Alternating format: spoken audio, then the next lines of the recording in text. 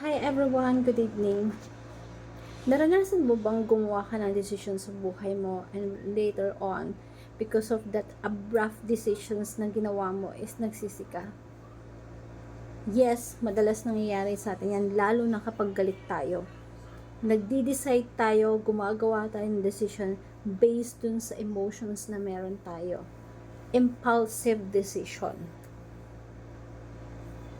Napaka-importante na kapag gumagawa ka ng decision, you have to pause and think before you decide. Kasi dun mo mas maiisip, ano ba yung dapat? Ano ba yung dapat mong gawin? Ano ba yung pinaka the best na decisions na dapat mong gawin? Because when you react according to your emotion, madalas pumapalpak tayo. Madalas yung end result hindi maganda. Pwedeng makasakit tayo, pwedeng masaktan tayo, pwedeng ikapahamak natin yung decision making na yon. But when you are in the situation and you think and pause and stop for a while, mas napag-iisipan mo kung ano yung dapat mong gawin.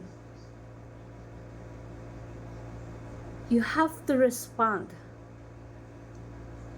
not to react on the problem na na-encounter mo. Response in a way na at the end of the result, alam mong tama yung desisyon na ginawa mo. Alam mong makakabuti sa'yo, sa sitwasyon, at kung sino man yung kasama mo sa decision making. Sa buhay mo, you have to pause. You have to think. You have to stop. You have to look and listen. Because when you pause, stop, look, and listen, your awareness build up. Nakikita mo yung mga bagay na dapat mong makita, naririnig mo yung mga bagay na dapat mong marinig, naiintindihan mo yung mga dapat mong maintindihan because you are in the present time. And at that moment, you pause for a while and make a decision. Don't make abrupt decision because that abrupt decisions that at the end of the day, napapahamak tayo. Impulsive decision,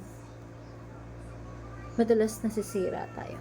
Impulsive decision, madalas nasasaktan tayo sa huli. That's why you have to think and pause for a while. Look and listen so you know what exact decisions that needs and wants in the situation. Don't react based on your emotion. Just respond. Hope this simple motivational talk you learned something. Thank you everyone and God bless.